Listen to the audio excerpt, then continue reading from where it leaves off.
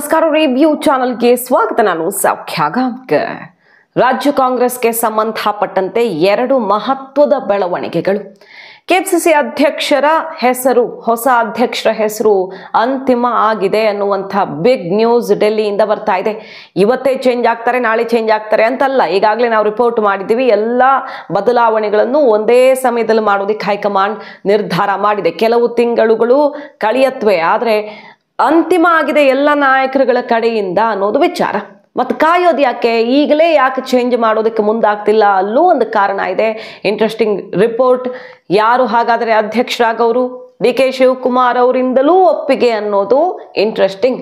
ಇದೆಲ್ಲ one by one ಮುಂದೆ ಇಡ್ತಾ ಹೋಗ್ತೀವಿ. ಡಿ ಕೆ ಶಿವಕುಮಾರ್ ಅವರು ಸಿದ್ದು ಬಣಕ್ಕೆ ಯಾವ ರೀತಿ ಡಿಚ್ಚಿ ಕೊಡ್ತಾ ಇದ್ದಾರೆ, ಯಾವ ರೀತಿ ಸಿದ್ದು ಪರಮಾಪ್ತರಿಗೆ ಮಾಸ್ಟರ್ ಸ್ಟ್ರೋಕ್ ಕೊಡ್ತಾ ಇದ್ದಾರೆ, ಮಾಹಿತಿ ನೋಡ್ತಾ ಹೋಗೋಣ. ಮಿಸ್ ಮಾಡಿದ್ರೆ ನಮ್ಮ ಚಾನಲ್ನ ಸಬ್ಸ್ಕ್ರೈಬ್ ಮಾಡಿ, ನಿಮ್ಮ ಅಭಿಪ್ರಾಯ ಕಮೆಂಟ್ ಮಾಡಿ ತಿಳಿಸಿ. ಎಸ್ ವೀಕ್ಷಕರೇ, ಸದ್ಯ ಈಗ ರಾಜ್ಯ ಕಾಂಗ್ರೆಸ್ಗೆ ಸಂಬಂಧಪಟ್ಟಂತೆ ಮಹತ್ವದ ಬೆಳವಣಿಗೆಗಳಾಗ್ತಿರೋದು. ಬಿಜೆಪಿದು ಒಂದು ಹಂತಕ್ಕೆ ಕ್ಲಿಯರ್ ಆಗಿದೆ ಉಚ್ಚಾಟನೆ ಬಳಿಕ. ಈಗ ಅಧ್ಯಕ್ಷ ನೇಮಕ ಅಲ್ಲಿ ಈ ವಾರವೇ ಪ್ರಕ್ರಿಯೆ ಶುರು ಆಗುತ್ತೆ. ಬಿಜೆಪಿದು ಕೂಡ ಒಂದು ಹಂತಕ್ಕೆ ಬರ್ತಾ ಇದೆ. ಕಾಂಗ್ರೆಸ್ನಲ್ಲಿ ಜಟಾಪಟಿ ಜೋರಾಗಿದೆ. ಹೊರಗಡೆ ಓಪನ್ ಆಗಿ ಮಾತಾಡ್ತಿಲ್ಲ ಅನ್ನೋದು ಬಿಟ್ರೆ, ರಾಜಣ್ಣವರು ಇದು ಸೈಲೆಂಟ್ ಆಗಿರೋದ್ರಿಂದ ಬೇರೆಯವ್ರು ಯಾರು ಮಾತಾಡ್ತಿಲ್ಲ ಅನ್ನೋದು ಬಿಟ್ರೆ, ಸಿಕ್ಕಾಪಟ್ಟೆ ಜೋರಿದೆ ಬೆಳವಣಿಗೆ. ರಾಜ್ಯ ಕಾಂಗ್ರೆಸ್ನ ಅಧ್ಯಕ್ಷರ ಬದಲಾವಣೆ ಆಗಲೇಬೇಕು ಅಂತ ಸಿದ್ದು ಟೀಮ್ ಸಿಕ್ಕಾಪಟ್ಟೆ ಒತ್ತಡ ಹೇರಿದೆ. ಆದರೆ ನವೆಂಬರ್ ತನಕ ಇದು ಯಾವುದೂ ಆಗಲ್ಲ ಅಂತ ಹೈಕಮಾಂಡ್ ನಾಯಕರು ಹೇಳಿ ಕಳಿಸಿದ್ದಾಯ್ತು. ನವೆಂಬರಲ್ಲಿ ಯಾಕೆ ಅಂತ ಕೇಳಿದ್ರೆ, ನವೆಂಬರಲ್ಲಿ ಸುಮಾರು ಸರ್ಜರಿಗಳಿವೆ. ಸಂಪುಟ ಸರ್ಜರಿನೂ ಆವಾಗಲೇ ಆಗುತ್ತೆ, ಈಗ ಬೇಡ. ಅಧ್ಯಕ್ಷ ಬದಲಾವಣೆನೂ ಆಗುತ್ತೆ, ಯಾಕಂದ್ರೆ ಇನ್ನೊಂದು ದೊಡ್ಡ ಬದಲಾವಣೆ ಆಗುವಂತ ಸಾಧ್ಯತೆ ಇದೆ ಆ ಹೊತ್ತಲ್ಲಿ ಅನ್ನೋದಲ್ವ ಚರ್ಚೆ. ಮುಖ್ಯಮಂತ್ರಿಗಳ ಬದಲಾವಣೆಯ ದಟ್ಟ ಸಾಧ್ಯತೆ ಇದೆ ಅಂತ. ಆ ಕುರ್ಚಿ ಬದಲಾವಣೆ ಆದ್ರೆ ಎಲ್ಲ ಬದಲಾವಣೆ ಒಟ್ಟಿಗೆ ಮಾಡೋದು ಬೆಟರ್ ಅನ್ನೋದು ಹೈಕಮಾಂಡ್ ಲೆಕ್ಕಾಚಾರ. ಅಳೆದು ತೂಗಿ ಸಮಯ ತಗೊಳ್ಳೋಣ, ಈಗ ಹೇಗೂ ಲೋಕಲ್ ಬಾಡಿ ಎಲೆಕ್ಷನ್ ಮುಗ್ದಿರತ್ತೆ ಅಂತ. ಇದ್ರ ನಡುವೆ ನೋಡಿ, ಈಗ ಅಧ್ಯಕ್ಷರ ಹೆಸರು ಫೈನಲ್ ಆಗೇ ಬಿಟ್ಟಿದೆ. ಫೈನಲ್ ಅಂದ್ರೆ ಎಲ್ಲರಿಂದಲೂ ಕೂಡ ಆ ಹೆಸರು ಓಕೆ ಆಗಿದೆ ಅಂತ. ಡಿ ಕೆ ಶಿವಕುಮಾರ್ ಅವರು ಕೂಡ ಒಪ್ಪಿಕೊಂಡಿದ್ದಾರಂತೆ. ಇವರಾದ್ರೆ ನಾನು ಓಕೆ, ಏನು ಸಮಸ್ಯೆ ಇಲ್ಲ ಅನ್ನೋ ರೀತಿಯಲ್ಲಿ. ಸಿದ್ದರಾಮಯ್ಯನವರು ಕೂಡ ಒಪ್ಪಿಕೊಂಡಿರೋದು. ಸತೀಶ್ ಜಾರಕಿಹೊಳಿ ಅಧ್ಯಕ್ಷ ಆಗೋದಿಕ್ಕೆ ಬಹಳ ಪ್ರಯತ್ನ ಪಟ್ಟಂತ ಸತೀಶ್ ಜಾರಕಿಹೊಳಿ ಅವರ ದೊಡ್ಡ ಮಟ್ಟದ ವಿರೋಧನೂ ವ್ಯಕ್ತವಾಗಲ್ಲ ಇವರನ್ನ ಕೂರಿಸಿದ್ರೆ. ಖರ್ಗೆ ಅವರದ್ದು ಒಪ್ಪಿಗೆ ಇದೆ. ಬಿಜೆಪಿಗೂ ಕೌಂಟರ್ ಕೊಟ್ಟಂಗಾಗತ್ತೆ. ಎಲ್ಲ ಕ್ಯಾಟಗರಿಯಲ್ಲೂ ಪಾಸ್ ಆಗುವಂಥ ನಾಯಕ ಇವರು. ಎಲ್ಲರನ್ನ ಒಟ್ಟಿಗೆ ತಗೊಂಡು ಹೋಗೋರು, ಯಾರ ಜೊತೆಗೂ ಜಟಾಪಟಿಗಿಳಿಯಲ್ಲ, ಎಲ್ಲರನ್ನು ವಿಶ್ವಾಸಕ್ಕೆ ತಗೊಳ್ತಾರೆ. ಪಕ್ಷ ಸಂಘಟನೆಯ ಅನುಭವ ಇದೆ. ಅಧ್ಯಕ್ಷ ಆಗೋದಿಕ್ಕೆ ಒಬ್ರು ಕಾರ್ಯಾಧ್ಯಕ್ಷ ಆಗಿದ್ದವ್ರನ್ನ ಕೂರಿಸಿದ್ರೆ ಅನುಭವ ಇರುತ್ತೆ ಅವ್ರಿಗೆ. ಇದೆಲ್ಲ ನೋಡಿ ಈಗ ಅಂತಿಮಗೊಳಿಸಿರೋದು. ಈಶ್ವರ್ ಖಂಡ್ರೆ ಅವರ ಹೆಸರನ್ನ ಅನ್ನುವ ಸುದ್ದಿ ಬರ್ತಾ ಇದೆ. ಬಹುತೇಕ ಈಶ್ವರ್ ಖಂಡ್ರೆ ಅವರೇ ಅಧ್ಯಕ್ಷ ಕುರ್ಚಿ ಏರೋದು ಫಿಕ್ಸ್ ಅಂತ.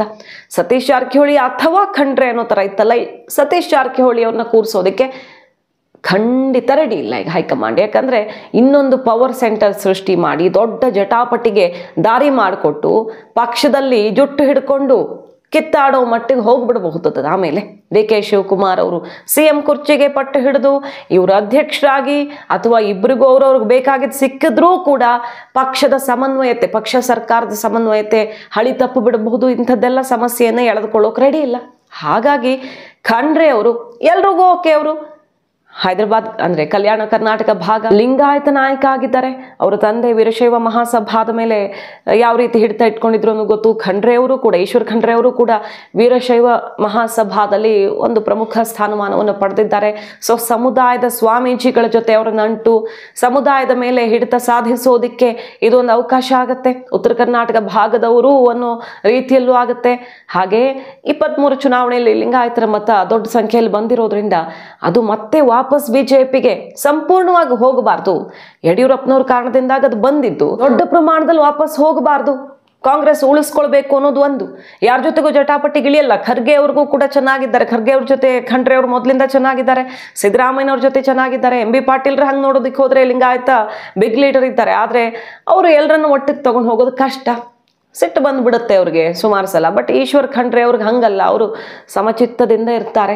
ಇದೆಲ್ಲ ಕೂಡ ವೇಣುಗೋಪಾಲು, ಸುರ್ಜೇವಾಲಾ, ಖರ್ಗೆ ಅವ್ರ ಜೊತೆ ಪ್ರತ್ಯೇಕ ಮಾತುಕತೆ ಮಾಡಿ ಡಿ ಕೆ ಶಿವಕುಮಾರ್ ಅವರು ಕೂಡ ಈ ನಿಟ್ಟಿನಲ್ಲಿ ಮಾತುಕತೆ ಮಾಡಿದ್ದಾರಂತೆ ಖಂಡ್ರೆ ಅವ್ರ ಜೊತೆ ಡೆಲ್ಲಿಲೇನೆ. ಸೊ ಅಂತಿಮ ಆಗಿದೆ ಖಂಡ್ರೆ ಅವರ ಹೆಸರು ಅನ್ನೋದು ಈಗ ಕೇಳಿ ಬರ್ತಿರುವಂತಹ ಲೇಟೆಸ್ಟ್ ಸುದ್ದಿ. ಖಂಡ್ರೆ ಅವ್ರಿಗೆ ಸಚಿವ ಸ್ಥಾನದ ಜೊತೆಗೇನೆ ಅಧ್ಯಕ್ಷ ಸ್ಥಾನ ಕೊಡೋದಿಕ್ಕೂ ಕೂಡ ಹೈಕಮಾಂಡ್ ಬಹುತೇಕ ಓಕೆ ಮಾಡಿದೆ. ಸ್ವಲ್ಪ ಹೇಳ್ತಾ ಇರೋದು ಬೇಡ, ಪಕ್ಷದ ಜವಾಬ್ದಾರಿ ಇರುತ್ತೆ ಅಂತ. ಆದ್ರೆ ಖಂಡ್ರೆ ಅವ್ರು ರೆಡಿ ಇಲ್ಲ. ಕೊನೆ ಪಕ್ಷ ಸಂಪೂರ್ಣ ಅವಧಿಗೆ ನಾನು ಬೇಕು ಅಂತ ಕೇಳಲ್ಲ, ಇದೊಂದು ವರ್ಷಕ್ಕಾದ್ರೂ ನಾನು ಸಚಿವನಾಗಿರ್ತೀನಿ ಅನ್ನೋ ರೀತಿಯಲ್ಲಿ ಒಂದು ಕಂಡೀಷನ್ ಹಾಕಿದಾರಂತೆ. ಉಳಿದಂತೆ ಕೆಪಿಸಿಸಿ ಅಧ್ಯಕ್ಷನಾಗಿ ನನಗೆ ಸ್ವತಂತ್ರವಾಗಿ ಕಾರ್ಯನಿರ್ವಹಿಸೋದಕ್ಕೆ ಬಿಡಬೇಕು, ಯಾರದ್ದು ಹಸ್ತಕ್ಷೇಪ ಒತ್ತಡ ಮತ್ತೊಂದು ಇರಬಾರ್ದು, ನಾನು ಕೆಲಸ ಮಾಡ್ಬೇಕಂದ್ರೆ ಫ್ರೀ ಹ್ಯಾಂಡ್ ಕೊಡಬೇಕು ಅನ್ನುವಂಥ ಡಿಮ್ಯಾಂಡ್ ಅನ್ನು ಇಟ್ಟಿದ್ದು ಖಂಡ್ರೆ ಅವರು ಕೂಡ ಒಪ್ಪಿಕೊಂಡಿದ್ದಾರೆ. ಮತ್ತು ಎಲ್ಲರ ಒಪ್ಪಿಗೆಯೂ ಕೂಡ ಖಂಡ್ರೆ ಅವರ ಹೆಸರಿಗೆ ಈಗ ಸಿಗ್ತಾ ಇರೋದು. ಕೆಪಿಸಿಸಿಯ ಹೊಸ ಸಾರಥಿ ಆಗಲಿದ್ದಾರೆ ಖಂಡ್ರೆ ಅನ್ನೋದು ಈಗ ಬಹುತೇಕ ಖಚಿತವಾಗ್ತಿರೋ ಸುದ್ದಿ. ಆದ್ರೆ ಇವತ್ತೇ ಆಗತ್ತಾ ನಾಳೆನೇ ಆಗತ್ತಲ್ಲ, ಸಮಯ ನೋಡಿ ಮಾಡುತ್ತೆ. ಡಿ.ಕೆ. ಶಿವಕುಮಾರ್ ಅವರು ಇದಕ್ಕೆ ಒಪ್ಪಿದ್ದಾರೆ ಅಂದ್ರೆ ಅದರ ಅರ್ಥ ಏನು? ಹೈಕಮಾಂಡ್ ಅವ್ರಿಗೆ ಸಿಎಂ ಕುರ್ಚಿ ಕೊಡೋದಕ್ಕೆ ಒಪ್ಪಿಗೆ ಕೊಟ್ಟಿದೆ ಅಂತ. ಸಿಎಂ ಕುರ್ಚಿ ಸಿಗದೆ ನಾನು ಅಧ್ಯಕ್ಷ ಕುರ್ಚಿ ಬಿಡುವಂತಹ ಸಾಧ್ಯತೆಯೇ ಇಲ್ಲ ಅನ್ನುವ ಕ್ಲಿಯರ್ ಮೆಸೇಜ್ ಅನ್ನ ಅವರು ಹೈಕಮಾಂಡ್ಗೆ ಕೊಟ್ಟಿದ್ರು. ನನಗೆ ಮಾತು ಕೊಟ್ಟಿದ್ರಿ, ಸೋನಿಯಾ ಗಾಂಧಿ, ಪ್ರಿಯಾಂಕಾ ವಾದ್ರಾ ಎಲ್ಲ ಸೇರ್ಕೊಂಡೇ ಮಾತು ಕೊಟ್ಟಿದ್ದಾರೆ, ಆ ಮಾತನ್ನ ಉಳಿಸ್ಕೊಳ್ತೀರಿ ಅನ್ನೋ ನಂಬಿಕೆಯಲ್ಲಿ ನಾನು ಕಾಯ್ತಾ ಇದ್ದೀನಿ. ಅಂಥದ್ರಲ್ಲಿ ನೀವು ಇರೋದನ್ನು ಬಿಡಿ ಅಂದ್ರೆ ಹೆಂಗೆ? ಹಂಗೆ ಕಂಡೀಷನ್ ಹಾಕೋಕ್ಕಾಗಲ್ಲ ಡಿ.ಕೆ. ಶಿವಕುಮಾರ್ ಅವ್ರಿಗೆ. ಹೈಕಮಾಂಡ್ ಅವರು ಇಕ್ಕಟ್ಟಲ್ಲಿ ಸಿಕ್ಕಾಕೊಳ್ತಾರೆ. ಡಿ.ಕೆ. ಶಿವಕುಮಾರ್ ಅವರು ಪಕ್ಷದ ಭವಿಷ್ಯ ದೃಷ್ಟಿಯಿಂದ ಬೇಕು, ಎಲ್ಲ ಬಗೆಯ ಬಲಗಳನ್ನು ಒಗ್ಗೂಡಿಸೋದಕ್ಕೆ. ಕಾಂಗ್ರೆಸ್ ಬೇರೆ ದೇಶದಲ್ಲಿ ಈ ರೀತಿ ನೆಲಕಚ್ಚಿರೋ ಪರಿಸ್ಥಿತಿಯಲ್ಲಿ ಡಿ.ಕೆ. ಶಿವಕುಮಾರ್ ಅವರು ಬೇಕು ಭವಿಷ್ಯಕ್ಕೆ. ಹಾಗಾಗಿ ಬಿಟ್ಟು ಕೊಡೋಕೆ ರೆಡಿ ಇಲ್ಲ. ಸಿದ್ದರಾಮಯ್ಯನವ್ರಿಗೆ ಕೊಟ್ಟಿದ್ದಾಗಿದೆ. ಅವರು ದಾಖಲೆ ಮುರಿಯೋದಿಕ್ಕೂ ನವೆಂಬರ್ ತನಕ ಆಗ್ಬಿಟ್ರೆ 2.5 ವರ್ಷ ಕಂಪ್ಲೀಟ್ ಆದ್ರೆ ದೇವರಾಜ ಅರಸು ಅವರ ದಾಖಲೆ ಮುರಿದಂಗೂ ಆಗುತ್ತೆ. ಅಲ್ಲಿ ತನಕ ನಾನು ಕಾಯೋದಿಕ್ಕೂ ರೆಡಿ, ಆಯ್ತು ಅದಾದ ಮೇಲೆ ಕೊಡಿ ನನಗೆ ಅನ್ನುವಂಥ ವಿಚಾರವನ್ನ ಮತ್ತೆ ಮತ್ತೆ ನೆನಪಿಸಿ ಅಭಯ ತಗೊಂಡು ಬಂದಿದ್ದಾರೆ ಡಿ.ಕೆ. ಶಿವಕುಮಾರ್ ಅವರು. ನವೆಂಬರ್ ಬಳಿಕ ಸಿಎಂ ಕುರ್ಚಿ ಏರುವಂಥ ಅಭಯ ಸಿಕ್ಕ ಮೇಲೇನೆ ಅವರು ಅಧ್ಯಕ್ಷ ಕುರ್ಚಿಯನ್ನ ಖಂಡ್ರೆ ಅವ್ರಿಗೆ ಕೊಡೋದಕ್ಕೆ ಒಪ್ಪಿರೋದು ಅನ್ನೋದು ಕೂಡ ಈಗ ಕೇಳಿ ಬರ್ತಿರೋ ಸುದ್ದಿ. ನೋಡ್ಬೇಕು, ನವೆಂಬರ್ ಲೋಕಲ್ ಬಾಡಿ ಎಲೆಕ್ಷನ್ ಎಲ್ಲ ಮುಗೀತಾ ಇದ್ದ ಹಾಗೆ ನವೆಂಬರ್ ಬಿರುಗಾಳಿ ಕಾಂಗ್ರೆಸ್ನಲ್ಲಿ ಅಂತ ಈಗ ಹೇಳಲಾಗ್ತಾ ಇದೆ. ಸೊ ಪಕ್ಷದಲ್ಲಿ ಅತಿ ದೊಡ್ಡ ಬದಲಾವಣೆಯ ಯಾರು ಊಹೆ ಮಾಡದಂಥ ಒಂದು ಬದಲಾವಣೆ ಕಾದಿದೆಯಾ? ಸಿದ್ದರಾಮಯ್ಯ ಅವರು ಸಾಧ್ಯವೇ ಇಲ್ಲ 5 ವರ್ಷ ಕಂಪ್ಲೀಟ್ ಮಾಡ್ತೀನಿ ಅಂತ ಆತ್ಮವಿಶ್ವಾಸದಿಂದ ಹೇಳ್ತಾ ಇದ್ರು. ಆದರೆ ಹೈಕಮಾಂಡ್ ಹೇಳಿದ್ರೆ ಬಿಡೋಕ್ ರೆಡಿ ಅನ್ನೋ ಮಾತನ್ನು ಹೇಳಿದ್ರು.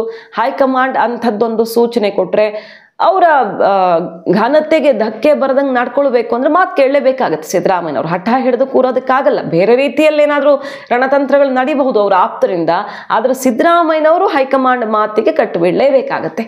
ಸೊ ಈಗ ಡಿ.ಕೆ. ಶಿವಕುಮಾರ್ ಅವರು ಅಧ್ಯಕ್ಷ ಕುರ್ಚಿ ಬಿಡೋದಕ್ಕೆ ಒಪ್ಪಿರೋದು, ಈ ಎಲ್ಲ ಬೆಳವಣಿಗೆಗಳು ಒಂದಕ್ಕೊಂದು ತಾಳೆ ಆಗ್ತಾ ಇರೋದು.